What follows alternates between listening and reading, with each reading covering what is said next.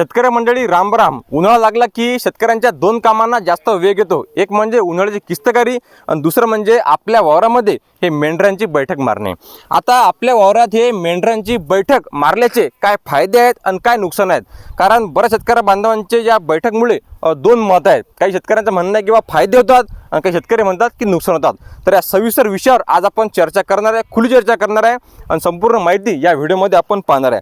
म्हणून व्हिडिओ तुम्ही पूर्ण पहा, चांगली कामाची माहिती तुम्हाला भेटणार आहे. आणि तुम्ही जर आपल्या यूट्यूबला नवीन असाल तर शेती मित्र रोशन यूट्यूबला आपण सबस्क्राईब करून घ्या, म्हणजे कामाची रोज चांगली माहिती आपल्यापर्यंत येत राहणार आहे.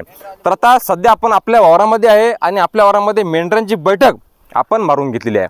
शेतकरी मित्रांनो, एक गोष्ट लक्षात घ्या, आपण पहिली चर्चा करणार आहे की मेंढरे आपल्या वावरामध्ये बसल्यामुळे काय फायदे होतात. नंतरच्या भागामध्ये पाहू, म्हणजे 2 ते 3 मिनिटात पाहू आपण की काय नुकसान होऊ शकते. प्रत्येक शेतकरी जो शेती करतो त्याला वाटते की आपल्या वावरामधून, आपल्या शेतीमधून एक दमदार उत्पादन आपल्याला भेटायला पाहिजे. अरे दमदार उत्पादन कसं भेटेल? तर आपली जमीन हे जिवंत असणे फार महत्त्वाचं आहे, तरच आपलं उत्पन्न वाढणार आहे. अरे जमीन जिवंत म्हणजे काय करायला लागतं बा? असं तर जमिनीमधले जे जीवाणू असतात, जे बॅक्टेरिया असतात, ते जीवाणू जिवंत पाहिजेत. आणि ते जीवाणू जिवंत केव्हा राहतील? तर त्या जीवाणूंना त्यांचं खाद्य भेटेल तेव्हा. आणि जीवाणूचं खाद्य काय आहे?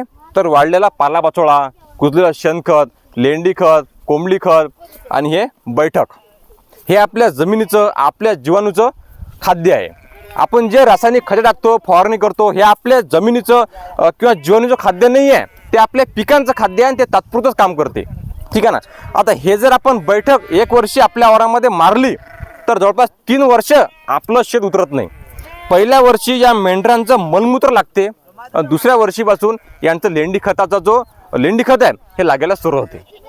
आपले जमीनचं सेंद्रिय कर्ब या लेंडी खतामुळे, शेणखतामुळे त्या ठिकाणी वाढते.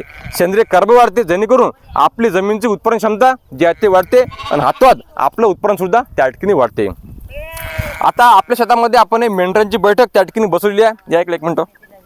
आणि एवढे जबरदस्त फायदे आहेत की सध्या आता काल रात्री या जागेवर बैठक होती. एक अर्धा फुटी जागा अशी नाही की ज्यामध्ये शेणखत किंवा लेंडीखत नाही आहे. ठीक आहे ना?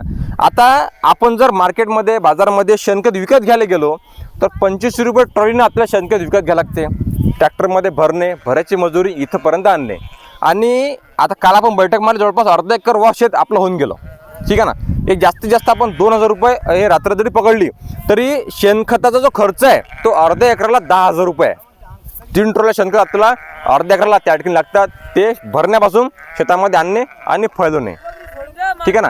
एकरी 10,000 कुठं आणि एकरी 2,000 कुठं, म्हणजे कमी खर्चामध्ये चांगलं शेणखत नियोजन आपलं होऊन जाते. आता हे झाले आपले फायदे. नुकसान काय होऊ शकतात?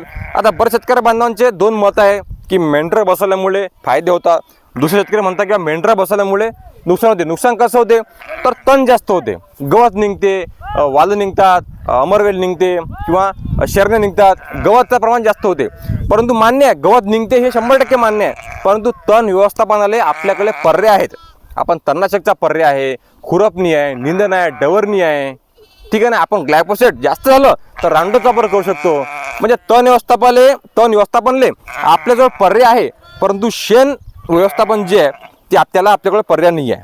कारण रासायनिक खतांचे आपण जर आज भाव पाहिले तर 2,000-25 रुपयापर्यंत रासायनिक खतांचे एक 50 किलोचं बॅग त्या ठिकाणी गेलेली आहे. आणि म्हणून त्या तुलनेमध्ये हे जे शेणखत आहे हे कमी खर्चामध्ये शेतकऱ्यांना उपलब्ध आहे. कारण शेणखताला पर्याय नाही आहे. शेणखत आपण टाकलं, फायदा होणारच आहे. 3 ते 4 वर्ष आपलं शेत उतरणार नाही आहे. तण झालं तर तण व्यवस्थापनला आपल्याकडे पर्याय आहे, पण शेणखताला पर्याय नाही. आणि म्हणून यावर्षी 1 दिवस का होईना, 1 रात्र का होईना, आपल्या वावरामध्ये आपण बैठक मारा. पुढच्या वर्षी तुम्ही स्वतः कंटिन्यू आपल्या वावरामध्ये बैठक त्या ठिकाणी मारसा. आता ज्यावेळेसपासून मी स्वतः शेती करताय, जवळपास 5 ते 6 वर्ष झाले कंटिन्यू आपल्या वावरामध्ये मेंढरं आहेत. म्हणजे यांच्यासोबत संबंध असे तयार झालेले आहेत की डायरेक्ट आपल्या घरी येतात आणि वावरामध्ये मेंढरं टाकून देतात. असे जीवाभाई संबंध यांच्यासोबत जे तयार झालेले आहे, कारण स्वतः रिझल्ट जो आहे तो आपल्याला आलेला आहे. आणि म्हणून तुम्ही जर 1 रात्र बसवली तर तुम्हाला त्या पिकांना फायदा होतो. लगेच आपलं खरीपचं जे पीक आहे लगेच गुण दाखवते. म्हणजे ज्या जागी मेंढरं बसवले ते जागेवर आपल्याला ओळखू येते. आणि म्हणून तुम्हीही यावर्षी उन्हाळ्यामध्ये आपल्या वावरामध्ये मस्तपैकी मेंढरं बसवा, त्याच्यावर किस्तकारी करा. शक्य जर आपण जर हलकी नांगरटी मारली, संपूर्णपणे जे लेंडी खत आहे हे पूर्णपणे जमिनीमध्ये दबून जाते. नंतर ज्याला मग खरीपमध्ये किस्तकारी करू ते पूर्णपणे वर येऊन जाते, म्हणजे पूर्णपणे शेणखत आपलं कुजून जाते. ठीक आहे ना. या व्हिडिओ संदर्भात जर आपले काही प्रश्न असतील तर नक्की विचारा. आपल्या प्रत्येक कमेंटला, प्रत्येक प्रश्नाला उत्तर दिलं जाईल. आता मस्तपैकी संपूर्णपणे मेंढरं चरून आलेल्या सकाळी आता डबर बैठक जे आहे ते मारणार आहे. धन्यवाद. काही प्रश्न असतील नक्की विचारा, सबस्क्राईब करून घ्या. जय जवान जय किसान.